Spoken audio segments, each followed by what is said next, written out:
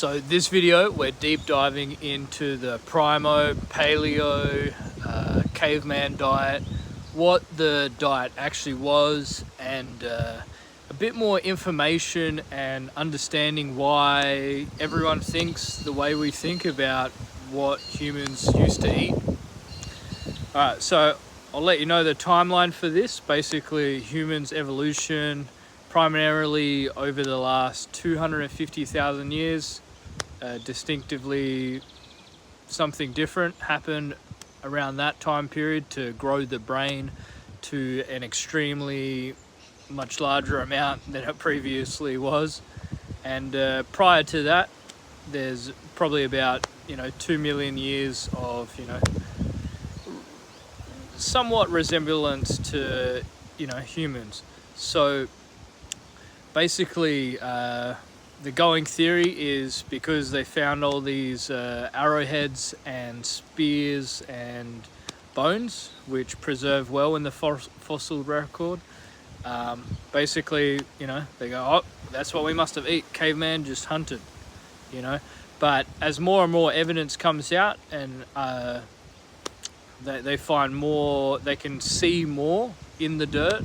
Basically, you're starting to see a lot more plants and plant predominant diets in the in the feces samples they find of humans, just the vegetable scraps that they had laying around at their campsites that were previously undetectable, because they just didn't have the capability of really finding it. They just they would just find the arrowhead, the bone. It's just very easy to find. So a lot of people also say, oh, that's not possible, fruit and vegetables and just weren't edible back then. Everything's GMO now and it's all been bred. And the reality of that's not true. These plants here, they want to spread their seed, and they know if, creatures eat them, they spread them far and wide all over the place. So it's advantageous to the plants to actually have part of the plant eaten and possibly transported to various locations where it can spread and grow more trees. Now, I'll say the main theory, most people believe, oh, eating meat's what grew the brain, because we unlocked a new calorie source and we could, eat meat. But that's far from the truth. The reality is our brain primary and preferred fuel source is glucose, and the best source of glucose that humans could get is basically about 250,000 years ago. Humans discovered fire and we identified potatoes, and we were able to bake potatoes and get a lot more calories. Basically other animals weren't able to get this calories. It's a very good calorie source. It stores under the ground year round. So, it's a pretty good one. It stores itself. It grows super easy. I don't know if you guys have ever grown. I would recommend, buying a kilo of potatoes and just planting it in your garden and just forget about it. And you'll definitely see that it grows a lot easier than other plants. And that goes for a variety of potatoes. I know the standard potato we have now may not be the same potato they were eating back then. But that brings me to my next topic, is that with plant history and the plant kingdom in the past, and understanding that a lot of it is lost, just like there's bones for dinosaurs, that I guess some people even debate that. But, the bones and the fossils easily preserved. So what you need to understand is you have no idea if there was mulberries the size of grapefruits 100,000 years ago on this one island, and it's simply just gone extinct or changed or lost its ability to do that. Random mutations and actually most of fruit and vegetable, the selective breeding is basically just the plants will naturally have mutations that are desirable. Like there'll be one tree that has really good fruit and the fruit's bigger than the other one, bigger and sweeter. And because that's desirable and it happened naturally, like that plant mutated naturally to just It's like, oh, we'll just do something different and then see if it pays off. That's what how evolution works. And basically, so natural mutation, we get a lot of the good stuff. Selective breeding's just basically choosing the best natural mutations. And that can happen without human intervention. That can happen through other animals desiring it. That can happen through just chance, by luck. It just does it on its own. And for whatever reason, it predominates that area. And I'd say that's the really important parts to understand. Let's see. We got other things like basically potatoes, super easy to grow.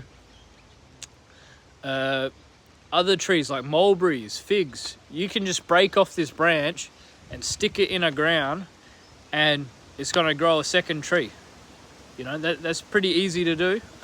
Humans are pretty big. I know, like, a lot of people in the modern age with iPhones and everything, basically we think that we designed the iPhone ourselves, but humans for a long time, for the last 250,000 years, have been smart enough to break a branch, stick it in the ground, and then realize they get a second tree, and then they can do it over and over again. I could break this tree up, this teeny little tree. This is a teeny little tree with lots of fruit.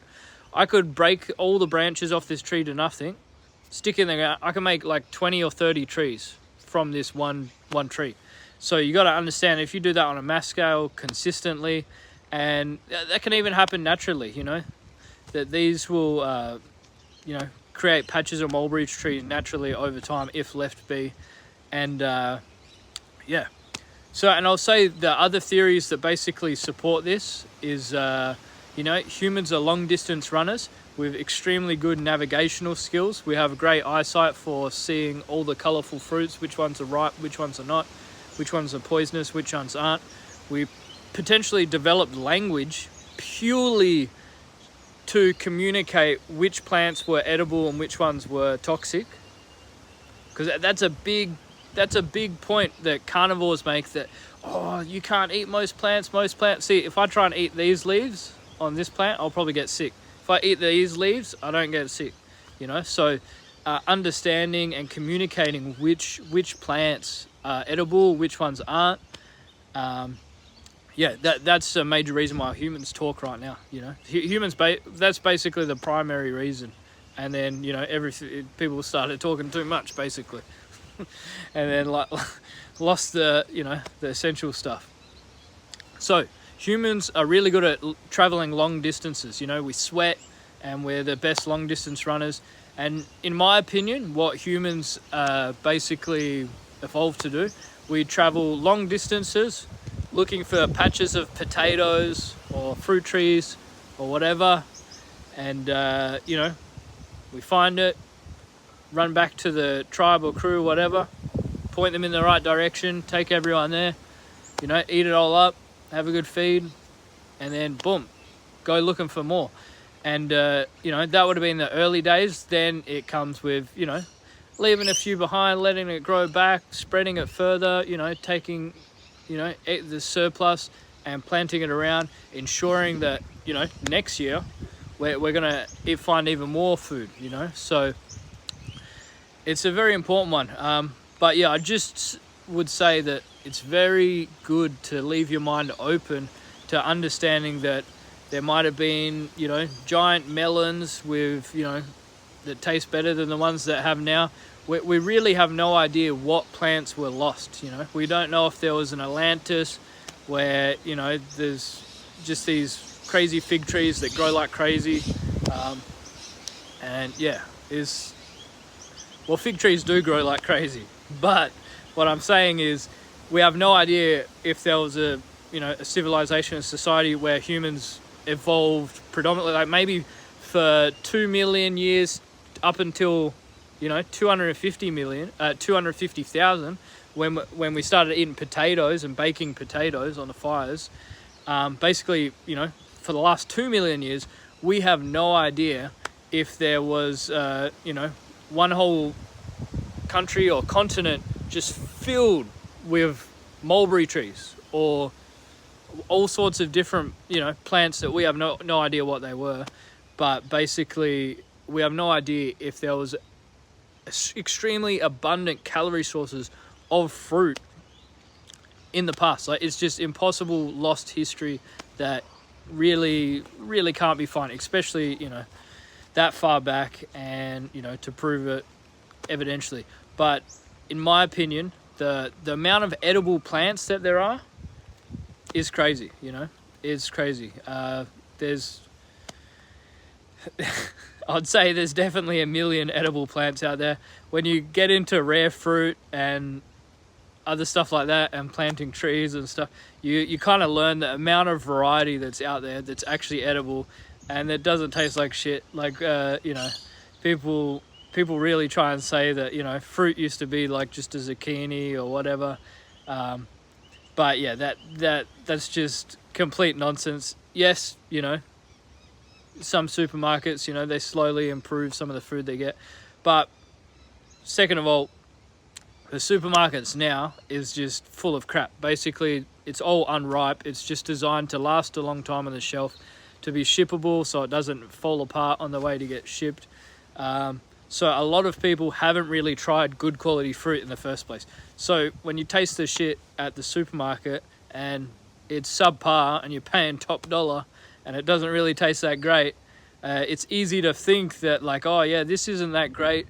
In the past, it couldn't have been better than this. Look out, the fruit looks perfect now. It's perfect.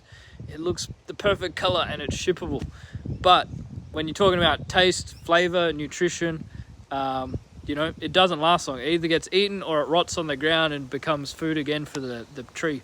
So yeah, if I was, I guess the only thing I can say is, you know, I would welcome anyone to, you know, do the potato only diet, maybe potatoes, bananas, you know, potatoes and fruits. If you haven't tried anything like that before, I would recommend just keeping your base as potatoes and fruit, eating fruit for breakfast, fruit for lunch, and then potatoes for dinner maybe. I'd say roughly if you're just eating potatoes, you need about 3 kilos per day, give or take. Yeah, I'd keep it oil free, just bake them or boil them, or yeah, however you want. Yeah, and the fruit, I guess a meal, you want about 10 bananas or so. You don't want to go, you know, when you're eating fruit, you might think, oh, I just need to eat 1 or 2 for a meal, but it's different when you're doing it predominantly as a diet. You need to make sure you get enough calories. So yeah, as a challenge for anyone, go potatoes only for a week if you never tried anything like that. There's plenty of people that say that it's cured the depression, giving them so much energy. It just puts energy levels through the roof. Yeah, so definitely give that a go. Check out my other videos. I've got a lot of videos on fitness and other health topics. If I missed anything in this video and you got anything to add and anything I can talk about in the next one, just leave a comment, and yeah, I'll do my best. All right, peace. Get out there.